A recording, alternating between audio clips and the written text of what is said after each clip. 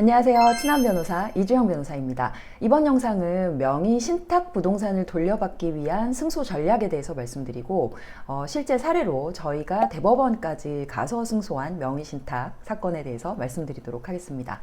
우선 그 명의 신탁의 세 가지 유형에 대해서 말씀드리고요. 그리고 각각 그 명의 신탁 소송에서 승소하기 위해서 어떠한 증거, 준비사항이 필요한지 이런 것들에 대해서 말씀드리고, 그리고 저희의 대법원 승소 사건에 대해서도 말씀드리도록 하겠습니다. 명의 신탁 유형은 크게 세 가지로 나눌 수 있는데요. 이자간 명의 신탁이라는 것이 있고, 그 다음에 3자간 등기 명의 신탁이라는 것이 있고요. 그리고 세 번째로 계약 명의 신탁이라는 것이 있습니다. 이자간 등기 명의 신탁은 가장 심플한 형태고요. 명의 신탁자가 자기 명의로 가지고 있던 부동산을 명의 수탁자에게 이전하는 형태고요. 명의 신탁 약정과 그 다음에 수탁자에 대한 등기 모두 무효이기 때문에 명의 신탁자는 명의 신탁이 있다라는 것을 주장하고 입증해서 명의 수탁자에게 등기를 돌려달라라고 하면 되는 비교적 가장 간단한 절차의 소송입니다.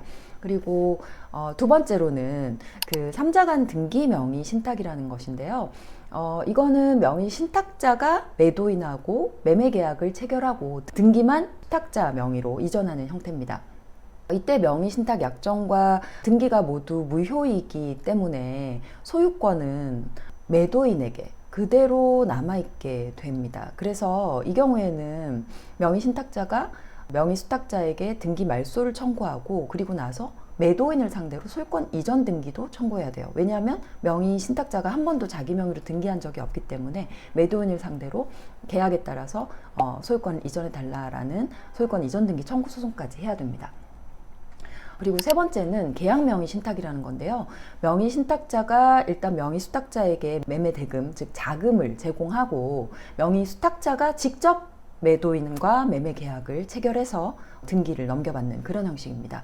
이거는 법률 관계가 조금 복잡한데요. 매도인이 선의인지 악의인지에 따라서 그 법률 관계가 좀 달라져요. 매도인이 선의인 경우, 이 경우는 매도인이 명의 신탁 사실을 아예 모른 경우입니다. 이 경우에는 그냥 수탁자가 소유권을 유효하게 취득해요. 그래서 이 경우에 명의 신탁자는 부동산을 돌려달라고 할 수가 없어요. 이 경우에는 내가 제공한 매매 대금 그것만 돌려달라고 할 수 있습니다. 부당이득 반환 청구라는 것을 해서요.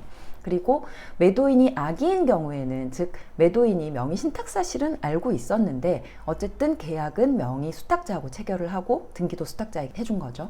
이 경우에는 명의 수탁자 명의의 등기가 무효가 돼서 소유권은 매도인에게 그대로 남아 있습니다. 그런데 매도인이 명의 신탁자와 계약을 한 것이 아니기 때문에 매도인은 명의 신탁자에게 부동산을 돌려줄 의무가 없어요. 그래서 이 경우에 신탁자는 매도인에게 그 매매 대금에 대한 부당이득 반환 청구만 할 수 있습니다. 다만 이 경우에 이제 매도인이 내가 신탁자에게 부동산 책임이라도 주겠다라고 하면 신탁자가 다시 부동산을 취득할 수 있게 됩니다. 이 명의 신탁에서 승소를 하기 위한 이제 증거와 준비, 어떤 것을 해야 되느냐가 궁금하실 텐데요. 중요한 증거들에 대해서 말씀드리면, 첫 번째로는 부동산을 매수할 때 돈을 누가 냈냐, 이게 사실은 가장 중요한 문제 중에 하나예요. 그래서 그 돈이 누구 돈이고 그 돈이 어디서 나왔다, 이런 것을 입증할 수 있어야 되고요. 그리고 부동산의 관리 및 지배 관계도 중요한데요. 이 부동산을 수탁자 명의로 취득한 후에 실제로 부동산을 관리하고 지배한 것이 누구냐, 누가 월세를 받고 월세 계약을 체결하고, 이런 것들도 중요한 증거가 됩니다. 그리고 재산세라든가 제세 공과금을 누구의 돈으로 납부했느냐, 이것도 중요한 것이고요. 그 다음으로 또 중요한 것은 권리관계에 관한 서류를 누가 가지고 있느냐인데요. 특히 이 등기 필증을 누가 가지고 있느냐도 이 명의 신탁 소송에서 굉장히 중요해요. 그래서 신탁자가 등기 필증을 가지고 있으면 명의 신탁 소송에서 승소할 가능성이 높습니다. 그런데 등기 필증이 없다고 하더라도 승소할 수 있는 경우도 있기 때문에 그게 꼭 있어야 된다, 이런 것은 아니고요. 그리고 이제 매매 계약서라든가 아니면 그 명의 신탁에 따른 매매 계약을 체결할 때, 그리고 매매 계약서를 누가 가지고 있는가도 중요하고요. 그리고 매매 계약할 때 등기 비용을 처리한 영수증이라든가 공인중개사 비용을 처리한 영수증이라든가 이런 것들을 신탁자가 다 가지고 있다면 이것도 명의 신탁을 인정받는 데 있어서 중요한 증거가 될 수 있고요. 그리고 또 증거가 될 수 있는 것이 명의 신탁 약정이 존재한다는 것. 이 당사자 사이에 명의 신탁 계약을 체결하는 경우가 흔치는 않아요. 그렇지만 만약에 약정서가 있다면 그 약정서는 굉장히 도움이 될 거고요.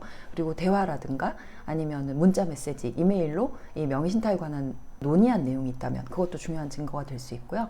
그리고 수탁자가 신탁자에게 내가 부동산을 돌려주겠다 이런 확약서를 썼다면 그것도 도움이 될 수 있고요. 보통 이런 직접적인 증거는 없지만 문자나 아니면은 이메일 뭐 이런 것들이 있다면 이것도 도움이 될 수 있으니까 잘 가지고 계시면 좋을 것 같습니다.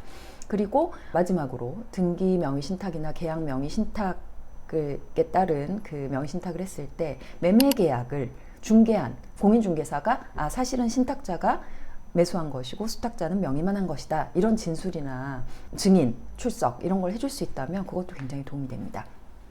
대략적으로 명의신탁 소송에서는 이런 것들이 증거로 활용되고 이런 증거들이 잘 갖춰져 있다면 승소할 가능성이 높은 것이고요.